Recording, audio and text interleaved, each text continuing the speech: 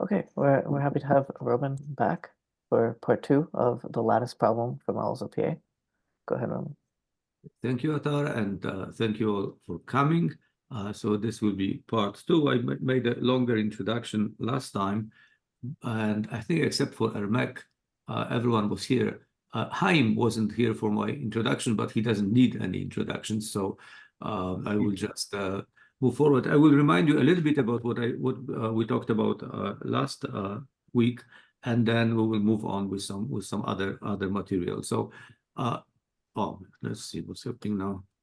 Okay, so these are the basic definitions. So we're talking about these lattices for a given model of PA, either with its elementary submodel M or the model itself. We're looking at lattices of elementary substructures in the case of the lattice of submodels of N, or the interstructure lattice when we talk only about lattices that are between the ground model and its elementary extension.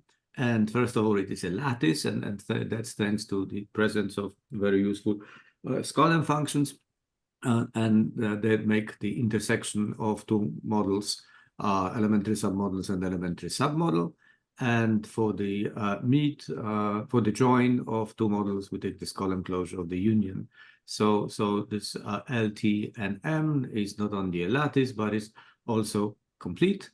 You can take arbitrary joins and meets for any sets of elementary submodels, and the most general form of the problem about lattices. Well, what are these lattices, and can we characterize completely the lattice can be represented in this form?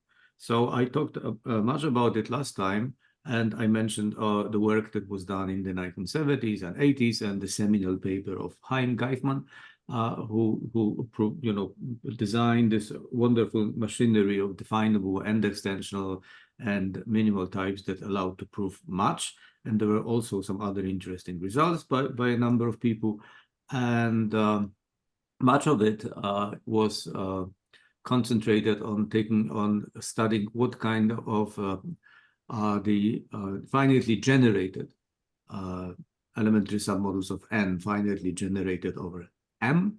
And this is not a sublattice, it's an upper semi-lattice. It's clearly closed under unions. The union of two finitely generated models is finitely generated, but in an intersection maybe not. And there are some interesting examples. It's not really very straightforward to come with a simple example, but there are. And if you look at this lattice from the point of view of lattice theory, there is this notion of a compact element, and an element in the lattice is compact if whenever it's below a meet of a number of a set of elements in the lattice, an arbitrary set of elements in the lattice, then it's below the meet of a finite subset of elements in that set. So it's a form of compactness for elements of a lattice. And it's not difficult to see that in these interstructural lattices, compact elements are exactly finitely generated submodels. Okay, and also another thing that, some observations that every element in the interstructural lattice is a supremum of compact elements below it. And every compact element can have at most cardinality of M many compact elements below it, and lattices, complete lattices that satisfy both these conditions are called M plus algebraic, cardinality of M plus algebraic. Okay, so this is a quick reminder of what we did last week, and today I will talk more about the finite lattices in case, and here is a quick reminder what's what. So we have the Bn's for any n. Those are Boolean algebras of finite subset of subset of an n element set. So in particular, we have B2, which looks like this, and then we have Mn's and Mn. So this is an example of M3. So this is a lattice that has a bottom and a top, and then n many incomparable elements in between. So this is a picture of M3. M2 is the same as B2. Okay, and then there are to other important lattices. Well, probably the most important one is the pentagon, 5 elements ordered the way as shown on the picture here. And then there's the hexagon that also is of some importance, and I will talk about a little later. And last time we talked mostly about the distributive case, and out of these 4 lattices here only, well, all the BNs are distributive, and there's a theorem that says that, and the distributive lattice can be defined and characterized in many different ways, and one of the theorem is that a lattice is, apologize for this, I shouldn't touch my mouse too often. A lattice is distributive if and only if it has no sublattice that would be isomorphic either to M3 or M5. So, well, and clearly M3, and it's not difficult to see that M3 and M5 are not distributive. Okay, so neither is H, because it has a sublattice that's isomorphic to that isomorphic to one of these. Okay, so and last time this was my botched slide, and the botched part of it, that it started from a slide when I had a title for it, something about B2 being represented, but then what followed, I made some additions to the slide, so there was not it, what was done in the slide, it's not quite compatible with what the title said, but this is an example, and again, it is sort of short summary of what I was talking about last week. So we talked about minimal types, and minimal types are the types of a theory, think of a completion of PA, or PA star, which is PA in any extension of the language of arithmetic, in a countable language of arithmetic. Those minimal types exist, and they have this property that whenever you start with a given model M, and this notation here says that I extend the find an elementary extension by adding element that realizes this type, which means that this type, being the type of the pure type of the theory, first can be extended to a complete unbounded type of the theory with all the parameters from M, and then you take this column closure of M in any model in which you find a realization of that A, and minimality means that what you get is a minimal extension, and it has to be an end extension as well, because minimal types are also definable. So you get conservative extensions, so this can be iterated. So here I have the same type, and I'm choosing this one type, and then A, and followed by B, and followed by C, and keep generating a minimal end extension. And at the end, I have this model that also can be looked at as generated by a single element, A, B, and C. So what is this an example of? Well, first of all, this is what was one of the big theorems in Heim's paper, that in this way, in this particular case, the lattice of elementary substructures here is isomorphic to the power set of the set of these generators, A, B, C. And it's not something that can be directly seen, but this is something that follows from the properties of minimal types. Also, the type of every pair is definable, and the type of the triple is definable as well. So all those extensions are conservative. And moreover, this is something that became very useful later. This wasn't in Heim's original paper, the notion of indiscernible types. The A, B, and C realize the same one type, but if you look at the pairs, the type is also the same. And so this type is 2 indiscernible, 3 indiscernible, and in general, it's indiscernible in any model when you have a sequence of elements, 2 sequences of elements of the same length, ordered the same way, and each element in the sequence realizes a minimal type, then the types of the tuples are the same. So that's the notion of indiscernibility. And here I just wanted to have an example of a type that's definable. It generates end extensions. For example, when you go from A to AB, M to M of AB, but it's not an end extensional type. End extensional type is such that, again, it's a pure type of a theory with this property that it always has a unique extension to a type, unbounded type with parameters from a given structure. And when you make this column closure of an element realizing this unbounded type over the model, you get then you get an end extension. But in this case, you can see, I have these models MB and followed by AC, and this is not an extension of MB. So this type of the pair is not an end extensional type. But this was just to give some examples. There were definitions, and it all requires longer discussion. So I'm not going to talk much about this anymore. I just wanted to make corrections to this slide last time. Any questions? Okay. Okay, so again, this is again something from last week, very quickly. This is just to say one more time that the case of distributive lattice, this is completely understood and completely solved. There is this notion of, and it was much about them was already done in Haim's original paper, but then Mills made this definition that there is this way similar to a minimal type is a type that always produces minimal extensions. And in general, you have a type of a theory, it produces a lattice. If, for every model M, you sort of, this P extends to a type over M in such a way that you get a lattice of interstructures that's isomorphic to L. So, and this was a conjecture in Haim's paper that every finite distributive lattice, for every finite distributive lattice, there is a one-definable type which produces it. So in particular, all finite distributive lattices can be represented as interstructure lattices. And then Mills, Jim also proved a theorem about that, and Mills had an extension of it to arbitrary distributive lattice, infinite as well, and the lattices, they have to satisfy all those conditions to be a lattice that's represented as the interstructure lattice. Well, D has to be Aleph-1 algebraic if it satisfies the conditions here. But anyway, I don't want to spend much time on it, but the whole point is that the distributive case is solved. Okay. Can I say something about that? Sure. Yeah, so the distributive case is solved, but moreover, this if someone is listening very carefully, they'll hear that the non-distributive case is somewhat ruled out also.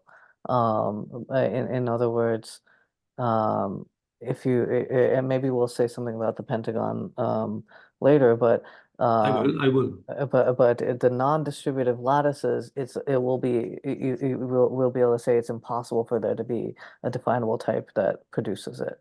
Right. And so if Right, for any finite non-distributive. Right. So this will be included in the list of points that I want to make about this whole situation.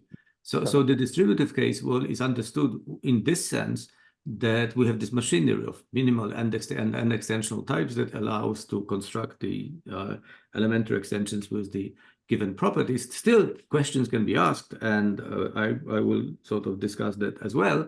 But this is mostly all of this is due to this machinery of minimal and extensional types. When you go to the non-distributive case, things change, and techniques that are required apparently are different. And what will be involved also is seeing this dramatic difference between representing a lattice as a lattice, interstructure lattice with an elementary end extension, or the other case in an elementary cofinal extension. So things change, and I will have examples in a moment. But let me introduce this notion of a rank first. So in the case of the interstructure lattice between M and N, well, this is a picture. One of the things that I find difficult about this whole subject that it's actually difficult to draw pictures. Now, this is the best I could come up with, but I think the picture is clear. So you have this M, an elementary extension N, and it doesn't have to be an end extension. On my picture, it looks like an end extension because it's easier to draw. And then you have all kinds of models K in between. And there is Geismann's splitting theorem that each of them can be cofinally extended to an elementary initial segment of N. So, this K1 here, there's this closure around the initial segment K1 bar, for K2, K2 bar. So in general, we call this closure that's given by the splitting theorem the rank of K in the lattice. And the useful thing about the ranks, they are all elementary initial segments. So they form a linearly ordered subset of the lattice. This is a sublattice, and this is the sublattice of elements that are linearly ordered. So then the set of all those ranks, it's called the rank set of the lattice. And so what's nice that you can sort of start looking things more algebraically, because you can express those important properties of K1 being a cofinal subset, a submodel in K2, and K1 being an initial segment of K2 by lattice properties together with the rank function, because the K1 is cofinal in K2 if and only if they have the same ranks. And it's easy to see that that K1 is an initial segment of K2 if and only if K1 must be the same as rank of K1 intersected with K2. And you can see on the picture why is this so, because here we have this model K1, and K2 is drawn not to be an end extension. And you can see that if you take the rank of K1, which is this model, and if you intersect it with K2, it will be different than K1. And okay, so that's useful, and this is the opening to sort of look at things more abstractly. So Jim defines a lattice to be a ranked lattice if it comes with this function that has some of the natural properties of the rank function on the interstructure lattice in my models of PA. So first of all, rank is never larger than what am I saying here? Is this wrong? I think it's reversed. the other way. Yeah, right. This, I'm blind to my own typos. When I see them now, there's those embarrassing moments. I say, wait a moment. No, this is the other way around. Okay, this rank is always at most the element itself. So this should be reversed. Now, but if you do it twice, nothing happens. So this is idempotent operation. And the set of ranks is linearly ordered. That's what I talked about, because all initial segments. And if you take the rank of the meet of two elements, it's the meet of the ranks. And Join. This is a join? Yeah. Right. And again, I might be making this mistake again, because they should have come with a better joins. That's right. So when you join, you're adding things together, so things get larger. So these are joins, okay. But anyway, those are meets. Thank you. I will try not to use this terminology. They're joined. They're joined. No, so as I said, I will not try not to use. You will know what it is. Could be, maybe I'll be saying and ors, so that would help. Okay. So anyway, but this is just a general notion of a ranked lattice, and now, from some non-trivial theorems in basic model theory of arithmetic, it follows that there are some restrictions on ranked lattices for models of PA. One is it's a beautiful theorem from 1972 by Andreas Blas, something about finite intersections of finitely generated models. If you take so this is expressed in terms of ranks, but it means that that sort of the skull enclosure of A and skull enclosure of B, they are cofinal with respect to one another in some model, say in this M. And if this happened, if you take the intersection of two models like that there will be element in the intersection such that there's a skull enclosure of this element is also cofinal in both of them. So, so if you think about these ranks as heights of models, and if you have two finitely generated models of the same height, their intersection is a submodel of the same height. And so it's a nice short proof, but also one should notice that this is not true for models that are not finitely generated. And simple examples, well, maybe not that simple, but some work has to be done to show that this is not the case for models that are not finitely generated. So from this we get a condition on ranked lattices that can be represented as interstructure lattices. It's called the Blas condition, and it expresses what the Blas condition here says, that if the ranks of X and Y are the same, then the rank of their meet is the same as the rank of either of them. Okay, and now there is also another condition that just came up in considerations of special situations of what really happens. The picture here is not, those was the best I could come up with. It's it's a slightly less perspicuous condition that follows from some lemma that Haim proved in this paper, and it's also, you can find the proof of it in our book, my book with Jim, and it's called Geifman condition. But since I will not be using it, I will quickly go to the next slide, unless you would like to spend more time on it. But this is it's a very strangely formulated principle, but it's true. So in conclusion, well, if the ranked lattice is to be represented as an interstructure lattice, then it has to satisfy these two conditions. Okay, so now here is the slide. This is what Atar was mentioning at some point, that the model theory of the non-distributive lattices and the distributive lattices in this case is quite different. So this is just a selection of theorems from the 1970s and one from the 80s, as you can see. So this is something that Jim proved in a later paper in 1986. This is in the Proceedings of the Manchester Logic Colloquium. It's a massive paper when many of the techniques that were later developed are introduced. So it says that if we somehow know that a lattice can be represented in this form for some m and some elementary extension of m, then if you take any countable non-standard m prime that's elementary equivalent to m, then you can produce a cofinal extension realizing the same lattice. So this sort of, somewhere else, Jim says that in some other context that it's easier to realize to represent a lattice through a cofinal extension, because if it can be realized in any way, it can always also be realized in a cofinal extension. It's not true the other way around. Okay, so it's a powerful theorem that shows you already how much can be done. So by Haim's techniques, now we can realize every n could be actually any set could be a Boolean algebra of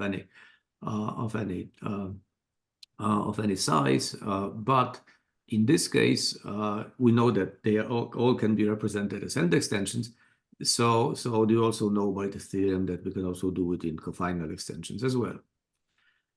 Okay, but that's the distributive case. And now if you go to the non-distributive lattice like N5, M3, or H, this is a theorem of Wilkie, and it's a highly non-trivial theorem.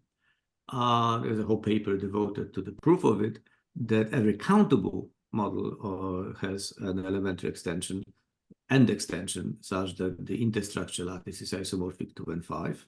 Okay, so here in blue, I'm not quite sure if you can see those blue parts well, but here the difference is that in the distributive case, you have these very uniform theorems that work regardless of the cardinality of the model. And here, this is the assumption is somewhat essential in Wilkie's theorem. And this was shown later by Jim, and I will talk about it, that there are uncountable models that do not have that property. But again, since we know that there are elementary end extensions by this general theorem, we know also that n could be a cofinal extension if m is non-standard.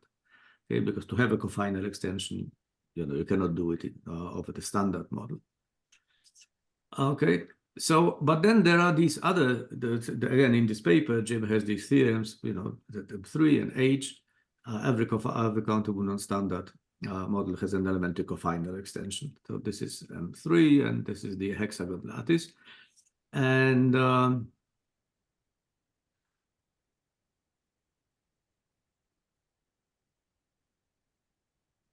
okay, but now, okay, so this is this part that if you have any extension, that you can sort of also produce a cofinal extension in many cases. But now this was sort of already observed by Paris in an early paper in 1972 and Haim in this large paper, that, and also for the hexagon lattice, that if this either M3 or the hexagon are realized as an interstructure lattice L, that it has to be by a cofinal extension. And I want to show you a very short proof of the M3 part. Questions about this slide? There's much information in this one slide, so I went over this very quickly, but there's much work that went into producing all the results on this slide. Fine.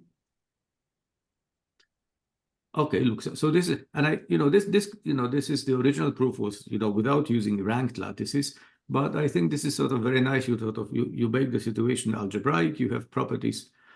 Terrible, I have this typo here again. I will have to sort of do something about it, but in a moment.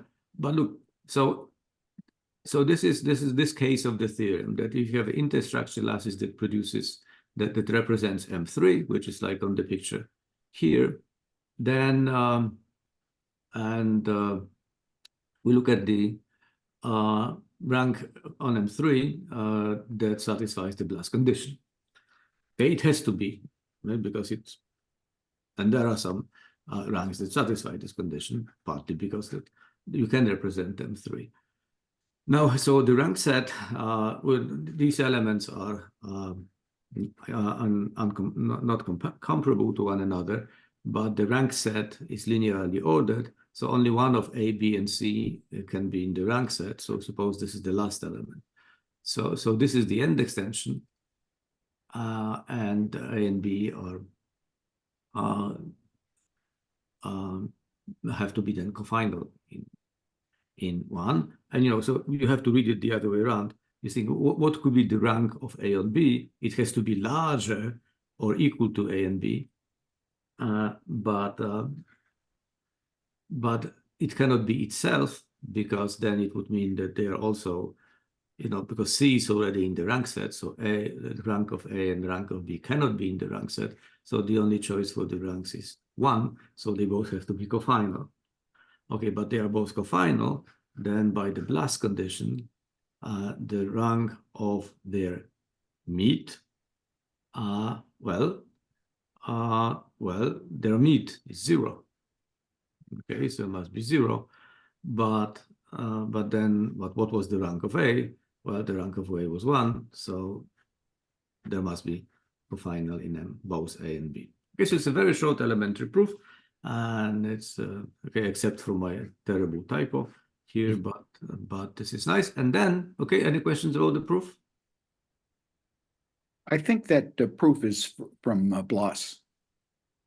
Well, no, if you right, no, the Blas formulates this in sort of, but it's probably the proof that the intersection of two finitely generated models that are cofinal in one another is cofinal. Well, it's probably the same argument. It's just in a different language. I'm not saying that this is. I'm not saying this is a new proof. It's just a proof in this language of ranked lattices. Okay, and then there is also not much longer proof in the case of, but probably also due to Wilkie. But again, it can be done in this abstract setting of rank function. But for this, you have to use two conditions: the Blas condition and the Gaiman condition. And then by using the assumption here, you produce the conclusion in a similar way, but slightly more complicated. Okay. Look, but now I want to spend some time on this on the theorem that Jim came up with, and it is in our book and it's a very, very particular theorem that shows that if you represent N5, then, and we know that it can be done in an end extension, so this N is never a conservative extension. So from this, you get examples of models that do not have extensions representing this lattice, because, for example, if you take a Rata classless model, all its elementary extensions are conservative, so there is no way to produce an N5 over a Rata classless model. So look, and the proof is short, but it takes really time to digest it. I will try to go over it slowly, but well, if there are still some doubts about how the proof works, well, then so be it. But I just want to show you that not much goes into the proof, but it's still very difficult to see what's going on. Okay, so look, so what this is the situation that those are my kind of pictures and of what this elementary extension. We assume that this is an end extension, and we'll also assume that it's conservative, and we'll derive contradiction. So what the situation be like? You know, you have M, and then from the Geisman condition and also the Blas condition, you know, some elementary arguments that, can be used to show that the situation can look like this or like that. So you take M and you extend M by adding those. This is like M of A and then M of AB, and they are both cofinally with one another. And then there must be the M of C that sits above, because otherwise you would have non-trivial intersections producing more submodels. But these are the only submodels that you have. M and N, you need to have 5 elements. So M, N, and 3 other models somewhere here. So this is one scenario, and here is the other scenario. You extend that these extensions are end extensions. And then and here the M of B is a cofinal extension of M of A. So look, so now because the picture has to look like this, and if you look at the lattice, if you look at A and C in the lattice, their meet is everything, so they have to generate everything. So that means that B, this element that's in the middle here, must be the value of some definable function of some Skolem terms evaluated on A and C, because the Skolem closure of AC must be everything. Okay, so this is my assumption. So I'm taking this definable function. So here is an M. So just to have a notation a little simpler, so here explicitly I say that, you know, B depends on A and C, and here I just say that G, so to make, is an MC definable function such that G of A is B. Okay, and we assume that the extension is conservative. So what you do now, you look at this G as a set of pairs, and it's definable in N. So there is a function. Oh, sorry about that. So you look at the intersection of G with M squared. So there must be a so this is kind of a tautology here, but what we're doing here is that this intersection, being an intersection of something that's definable in N with M, must be definable in M already without parameters, with parameters from M. So G has C is the parameter in the definition of G, but G is only parameters in the definition of G are in M. Okay, so it's also a function, and then you look at G, this definition of what the definition of G defines, and defines back a function that goes that's a function defined on, you know, it's a subset of N squared. The point is that the small g and the big G, they cannot be the same, because this parameter C here is essential. Okay, because without this parameter C, you cannot go from A to B. Okay, because you would, you know, then you know, because B is not in this column closure of A over M. So the small g and the large G are different, but no, it's a M definable function. It has a domain, and it's straightforward to check that if you restrict G, both G's to M, you get the same function. So they agree on M, but they have to disagree somewhere higher up.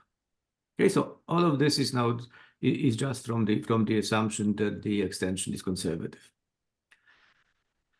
Okay, so this is just a summary of what I had on the previous slide.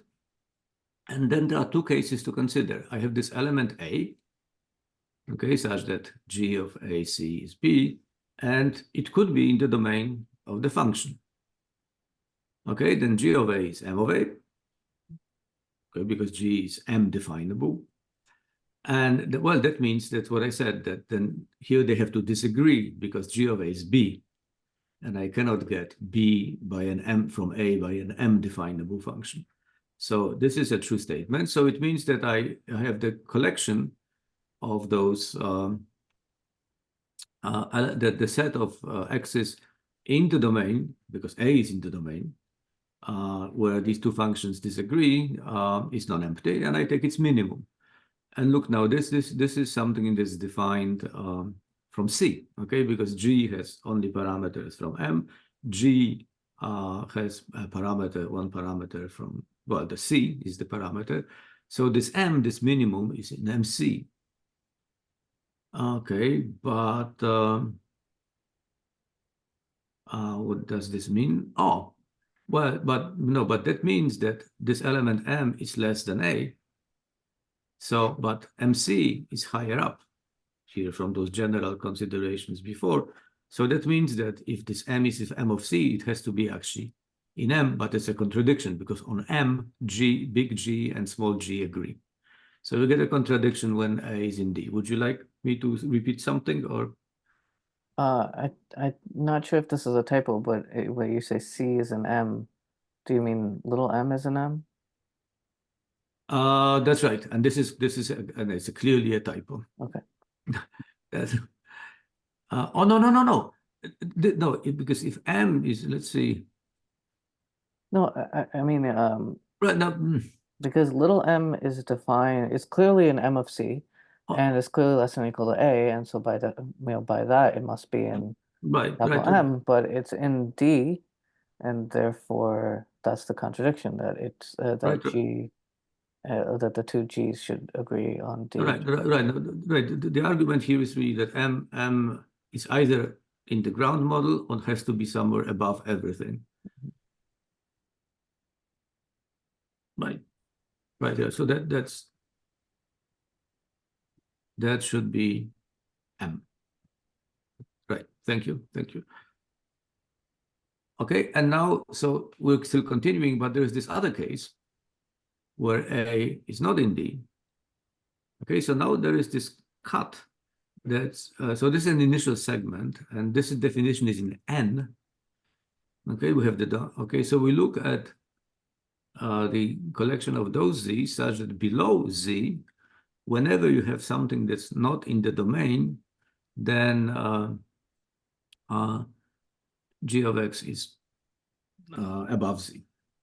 It's a somewhat abstract definition, and I was confused at the beginning when I was reading this proof because here it doesn't really matter what d is.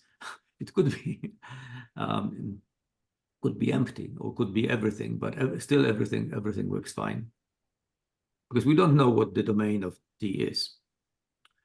So first of all, in this by the definition, it's an initial segment.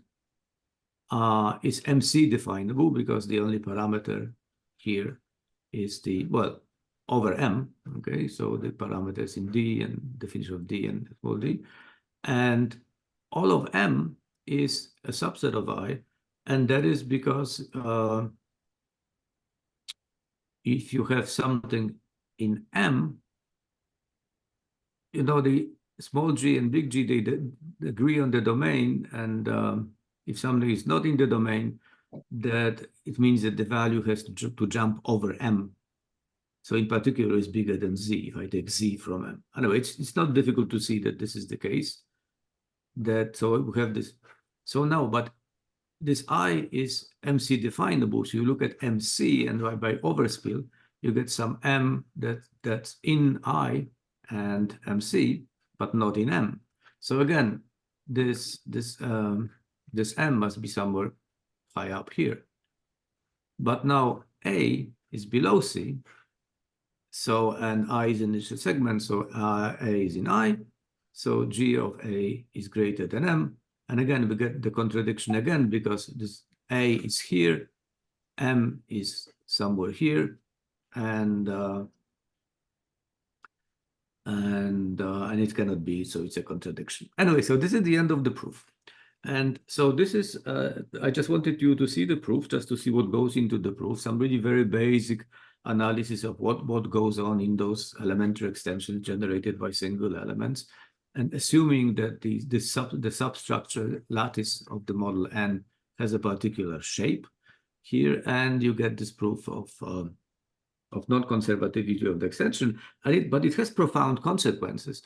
And if the extension is so what did we prove? Well, we proved the thing that n cannot be a conservative extension, but the proof doesn't. Both cases give you a contradiction, and the assumption gives you a contradiction. But it's an open problem actually to characterize these sets of subset of M that are coded in an elementary extension that realizes N5, because there must be some non-definable elements. Can any non-definable sets there? But there are all kinds of questions you can ask, and Attar and I would try. I think Jim also tried, but it's an open question to actually characterize completely, or to describe the situation completely.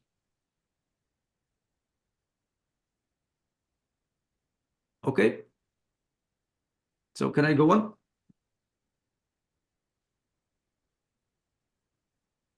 Are you going to fix the errors in the final slides, or what we can have? Can you say it again? Sorry. I mean, there was an error there, right? Well, no, there was a typo. A typo. I'm Yeah. sorry, typo. Yes. I will have to correct them. This was. Okay, that's it. I mean, if you can see, if we will have the slides. But no, Chaim, this was, again, I explained last time in the introduction. I will probably not make the slides public, but the point here is that this is really, I'm talking more over those slides, and slides on their own do not really explain much. However, Attar and I are preparing this survey of the results, and some of it will be there. But this particular argument is taken verbatim from our book, Jim and my book. It's there. I'm just here this is sort of it's not, there are no details here that wouldn't be in the book. Okay. It's all there. But I will correct the slides, and if you I will not make them public. If you'd like the slides, I can send them to you. But the whole point is this is really like this, something that I use for talking over, and slides on their own probably do not explain much. Okay, so let's move on. So there is more about this situation. Now, and I will not explain what it is. Again, there is. So now we're sort of considering this sort of what happens with those. The proof for M3 shows also that none of those MNs can be realized in end extension. If they are realized at all somewhere, they have to be in cofinal extensions. And so the question is, what else do you need to know about the lattice to know that it has such a representation in an elementary cofinal extension? Okay, so the question is, and it turns out that this is the simplest, and in other words, the smallest of those MNs, for which the problem whether it can be realized as an interstructure lattice in a cofinal extension is open. And this is, again, there is nothing new here in the sense that this is this is the structure of non-standard models of arithmetic. This is in our paper with Jim, the summary of those results. There are some highly non-trivial results in lattice representation theory that show that that M3 and M4 and M5 all the way up to 50. Sorry. Have a good trip home. Thank you. It's been great. Thank you so It's been a much. great week. Gloria is leaving. Okay. So you do some, and this is not, so for example, there is this theorem. This is sort of based on the fact that you can do this for lattices that have a finite congruence representation, which is just, it's a representation as a lattice of equivalence relations with some additional conditions, like they become more kind of algebraic lattices. And there are some non-trivial theorems that show that, for certain n that of certain form, prime to some power, they have finite congruence representations, so they can be represented in this way. But this is not enough to exclude, like, the M13 or M11. There are all kinds of arguments that show that that M16 is the smallest one. But there are infinitely many MNs that can be represented. So either all of them can be, maybe all finite lattices can be represented. And if not all, there is an open problem to characterize those that can. But this really, to know anything about this whole problem, one has to be sort of really familiar with those very special techniques that Jim designed. And I'm not talking at all about them. Attar will give a talk at some point where some of it will be explained. But also you need to know a little, quite a lot about lattice theory and those particular theorems that are being used to prove theorems like this one about finite congruence representations. Okay, so now I just want to say that I prepared much more, but I see that, that will not be time to talk about all of that. So, I just want to tell you that, there is more to talk to say about ranked lattices. There is something that's called diverse extensions, equivalence lattices, humble extensions, almost minimal extensions, reasonable lattices, finitely fermentable lattices.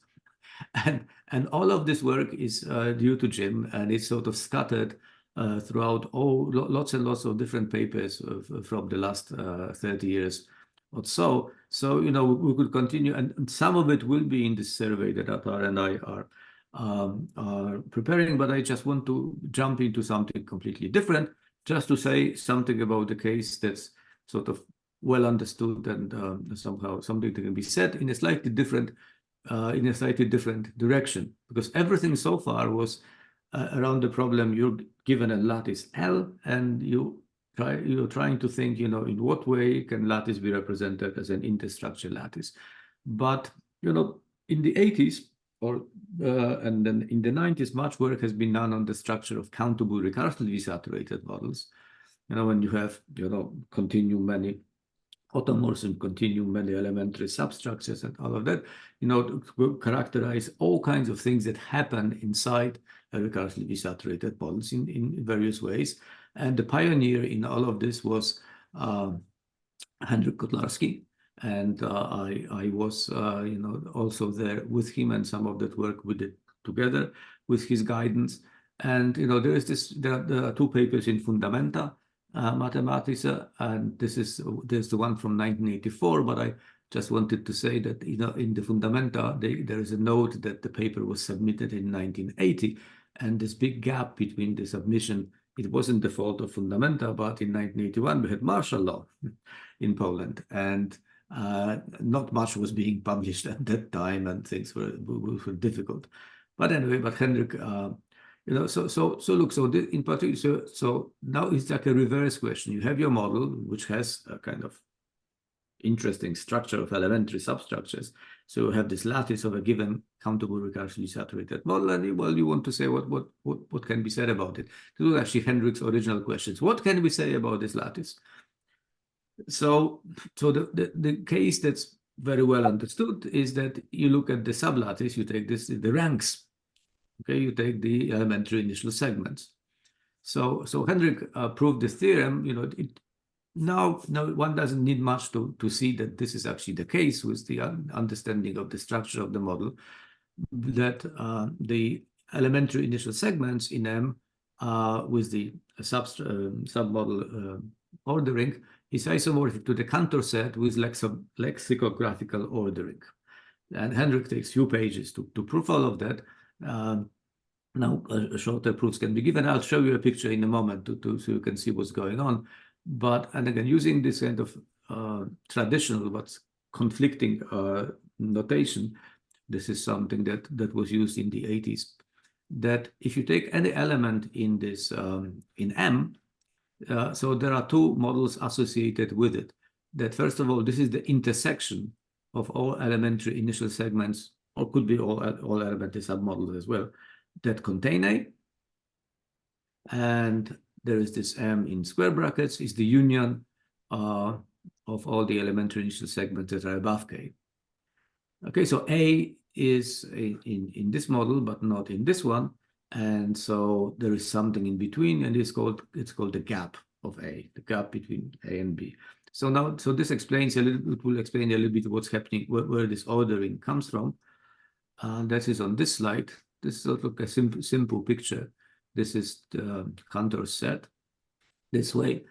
And look, so this is the ordering is such that if you go this way, okay, this is the smallest elementary initial segment in the model, because this branch is smaller than every other branch at every other path of the tree. So this is the smallest model. This is the closure and the initial segment of this column closure of 0. Now, if you go all the way to the right, well, this is the largest branch.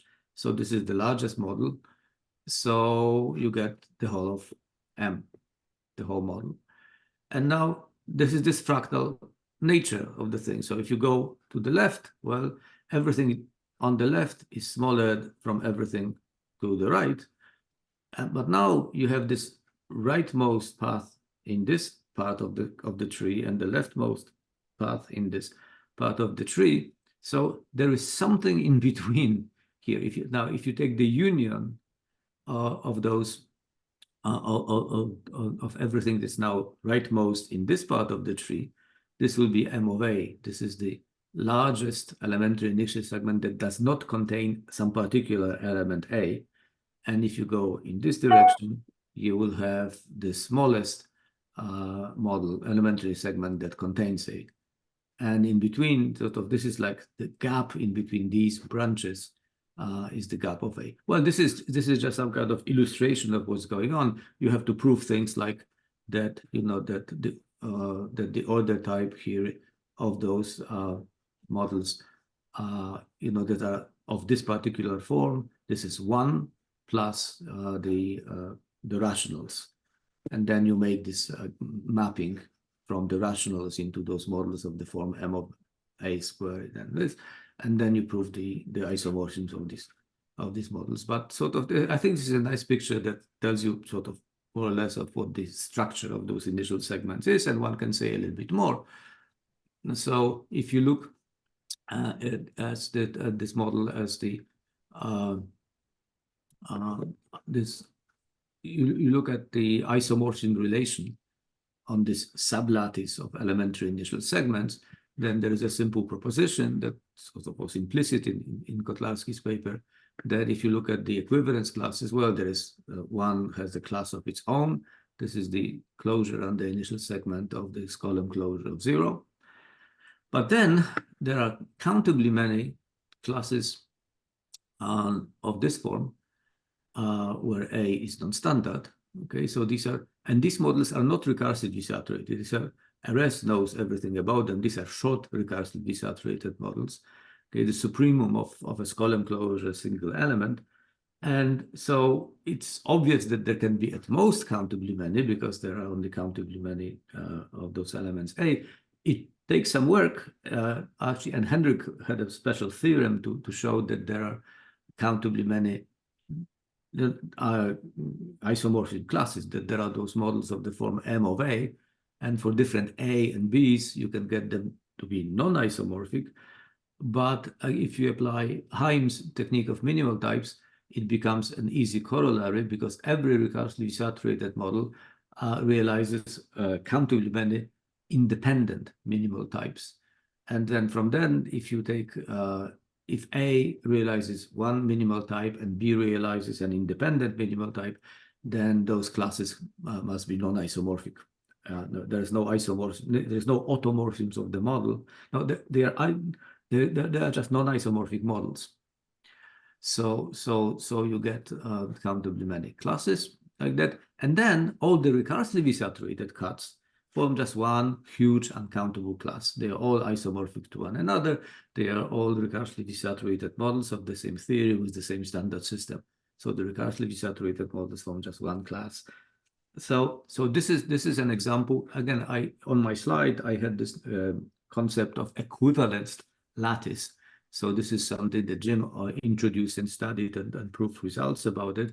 That you take a lattice and you look at some equivalence relation on the elements of the lattice, and in particular compare this. You can compare it to the isomorphism relation between models, and then you study, what this structure actually looks like. So that's an example here. But look, but this is just some theorem for comparison that while all those models, recursively saturated submodels, are isomorphic to one another, there is actually a great diversity here, because if you look at the theories of pairs, M together with this elementary cut in it, then there are continue many theories, and that follows from many, many different things. I proved it a long time ago by applying inductive satisfaction classes, but it can be proved in many different ways. There's an enormous variety of the ways in which an elementary cut can sit inside its recursive saturated elementary and extension.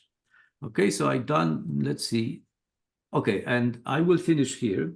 I just want to say, so this was one side of what I was going to say was about elementary cuts, but then what about those other models that are not cuts?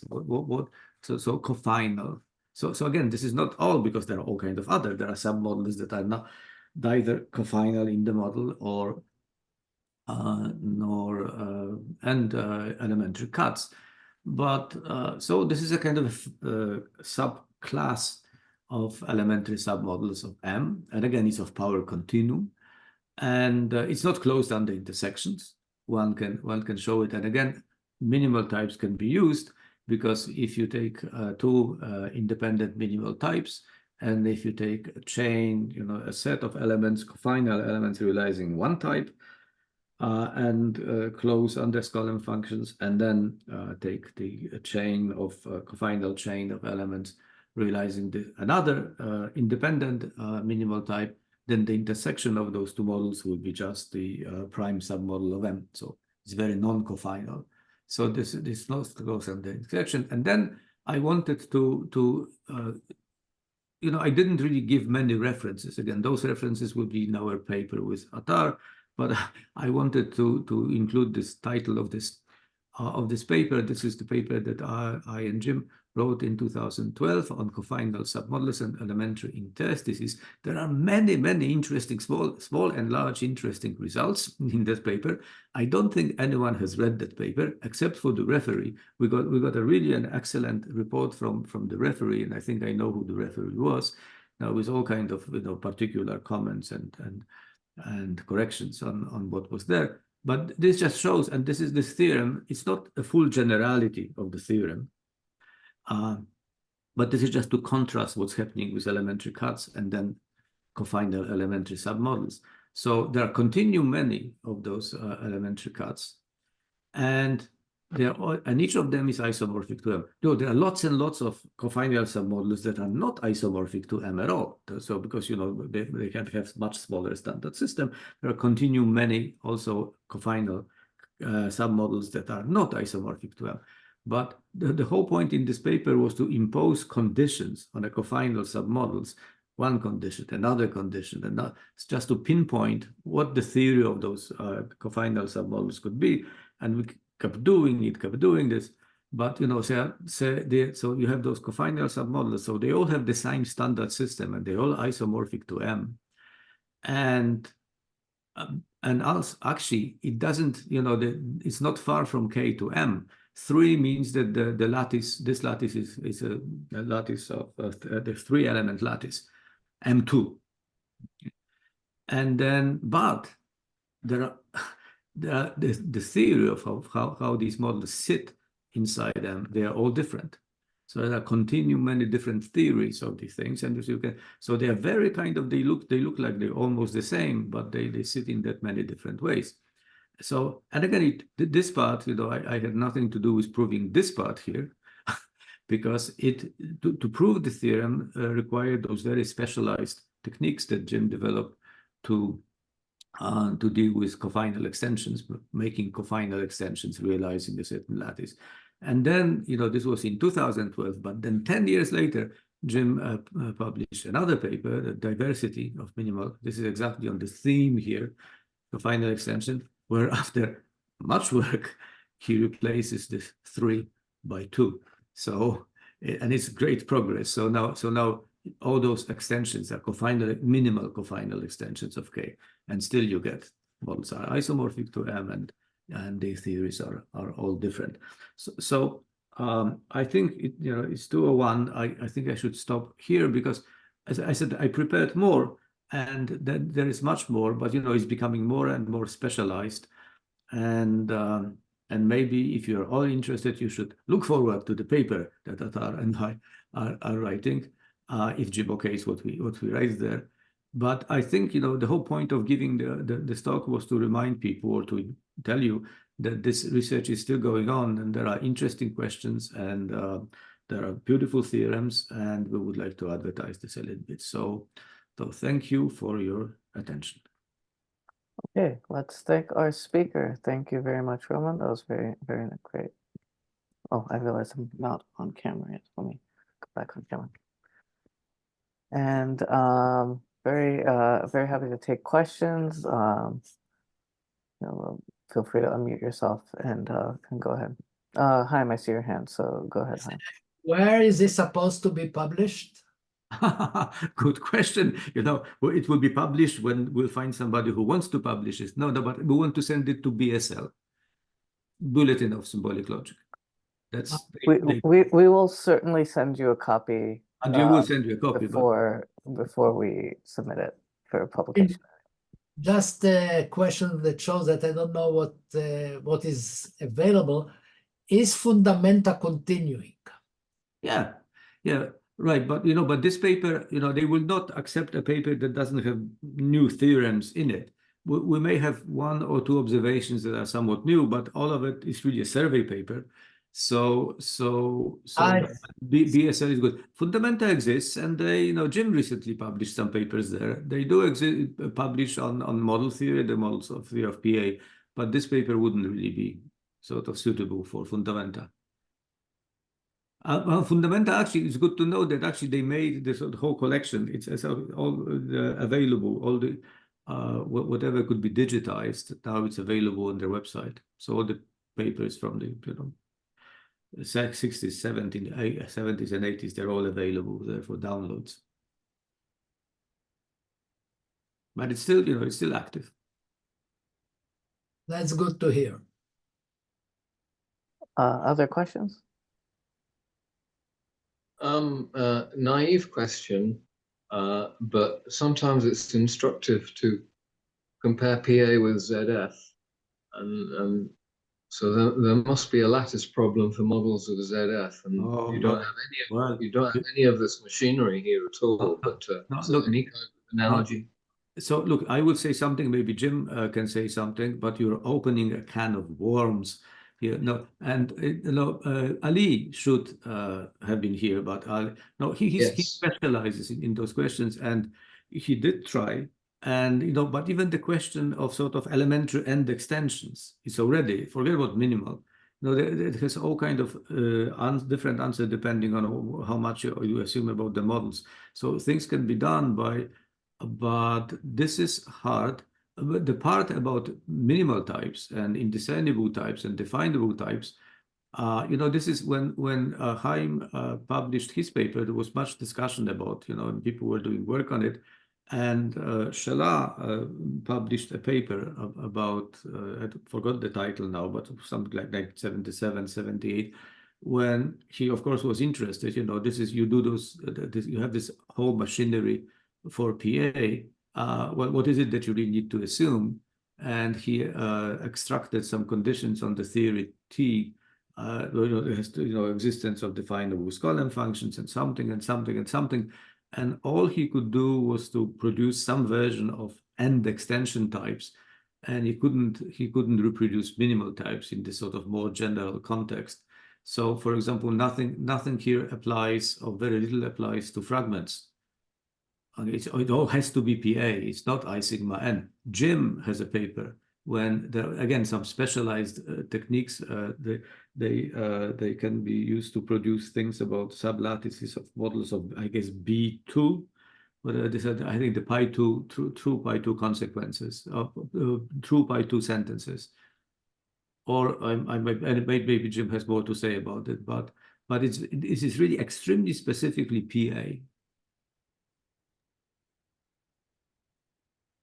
Jim, you're muted.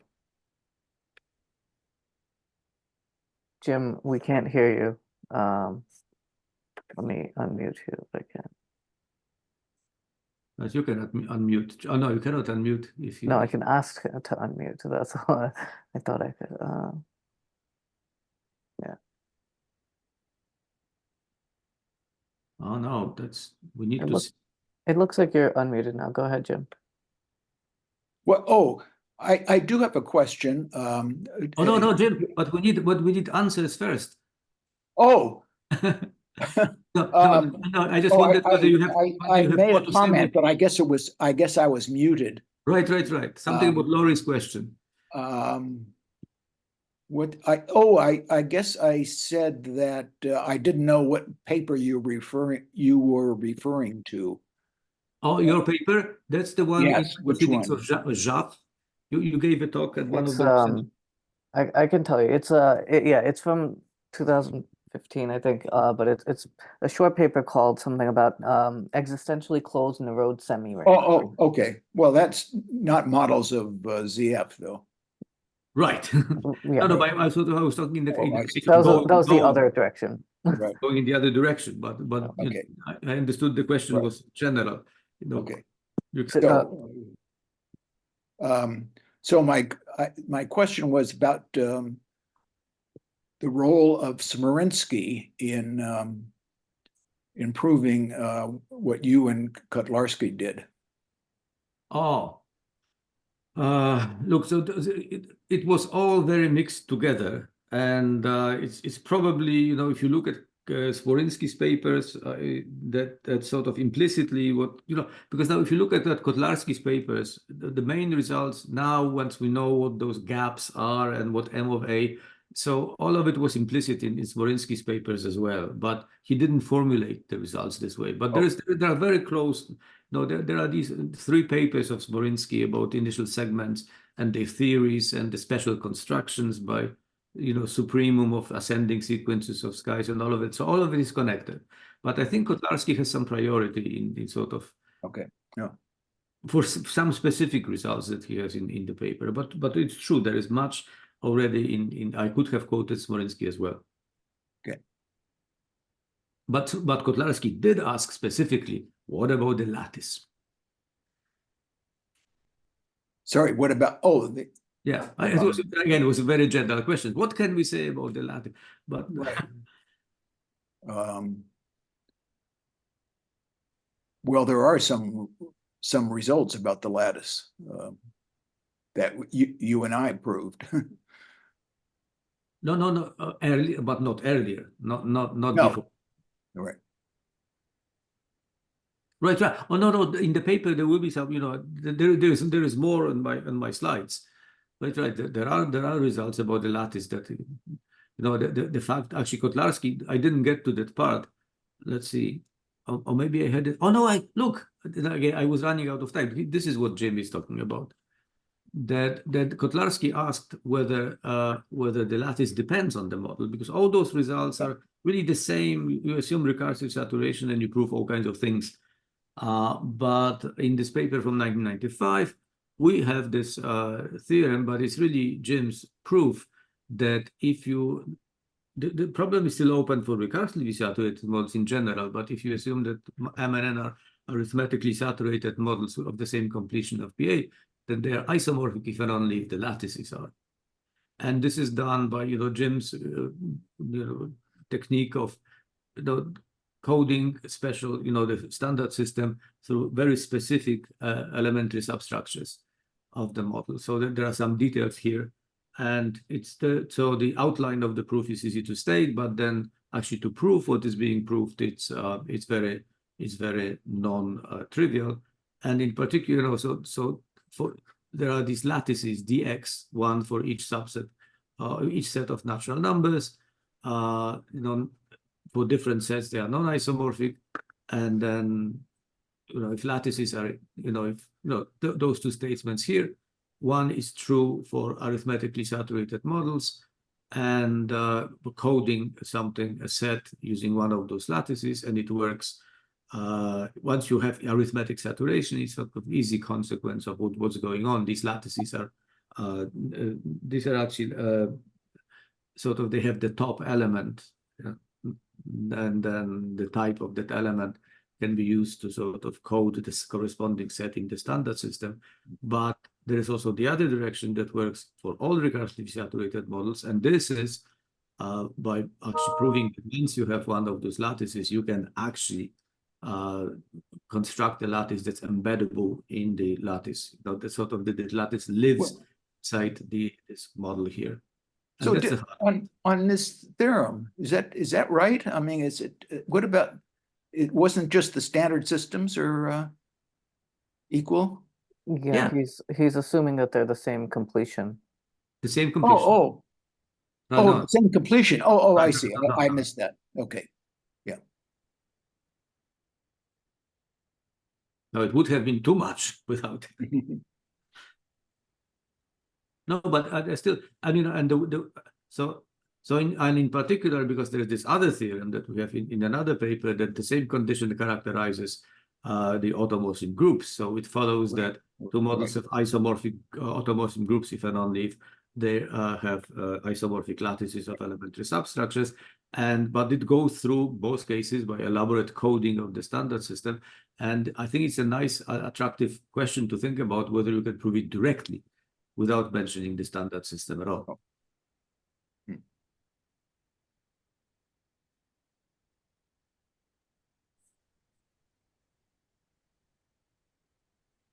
I want to open up to other questions, but before I do, I want to see if Jim has anything to say about set theory, about you know, the question, the Laurie's question, because I don't know if you said it. I don't, but in general, I would guess that the substructure lattice is not a lattice. Right. Right. So Yeah. Okay. All right, other questions? Did you say this theorem here is open for recursively saturated? Yes. I think that this theorem that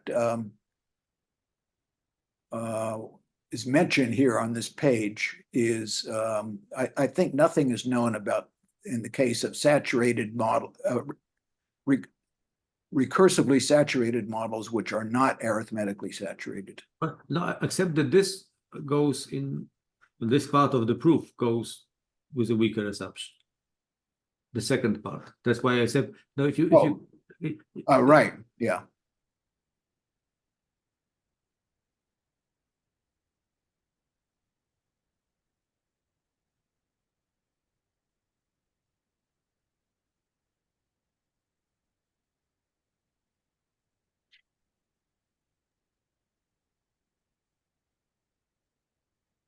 and if since Ares is here, so we don't know if the theorem is true for short arithmetically saturated ones. Roman, can you go back a couple slides? There was this isomorphism you put up between Cantor space and this one. This is so I didn't catch exactly what how you're sort of doing this. So if you given this sequence of zeros and ones, how you is this? No, this is lexicographical ordering. So you have to think about it. You know, so it's easy to think about all zeros. So that's the smallest cut. So that's below everybody. So that's this one. If you go once all the way, you have M. That's above everybody. And now it's a fractal set. You know, this is the same structure. So you continue, and you know, so actually the real proof goes by first showing that these are of the order type 1 plus Q. Okay, so then you select, and then you do this sort of.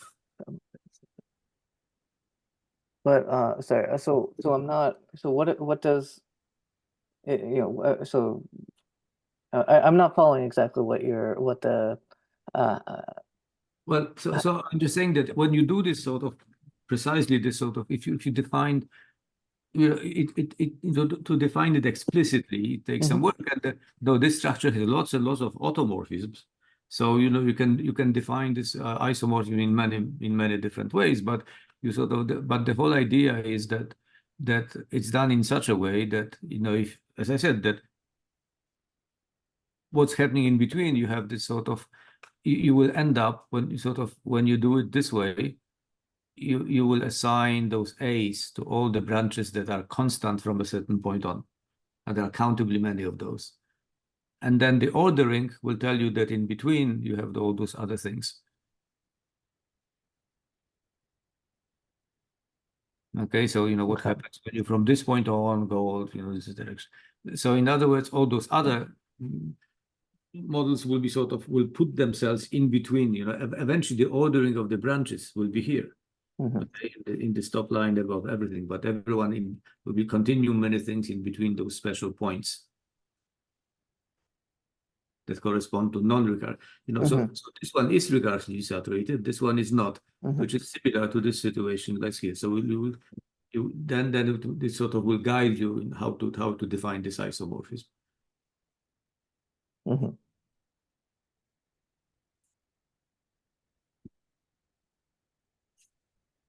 So no, I didn't claim that I did the proof of it. I was just trying to figure out if so is the idea that 0 is saying that A is not in the model that you're building, and then 1 is saying that A is, or vice versa. No, this is about identifying those, so what is this M of A? M of A is a supremum of all the cuts below it.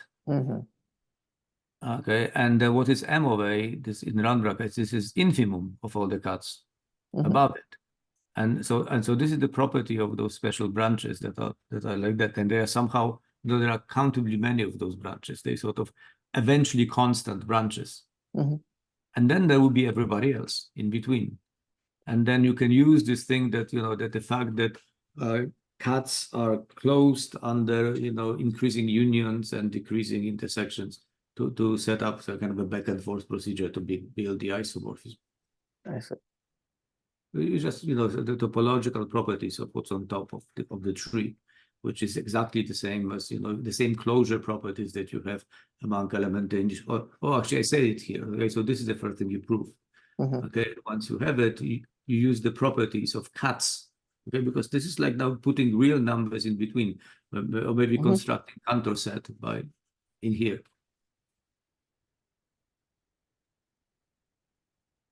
Okay, so this, this probably, something like, the endpoints of the. I was actually thinking of some kind of explicit definition of the ordering, but it cannot be explicit. You just you do a back and forth using closure properties of the set of cuts. So it's a one-dimensional fractal set. Yep. No, because we talk only about cuts. Yeah, yeah. So not all elementary submodels. It's a Cantor set. It's the Cantor set.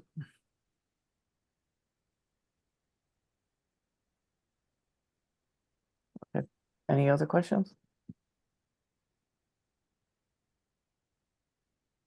Okay, so in that case, let's thank our speaker one more time. Thank you, Roman. Thanks, Roman. Thank you.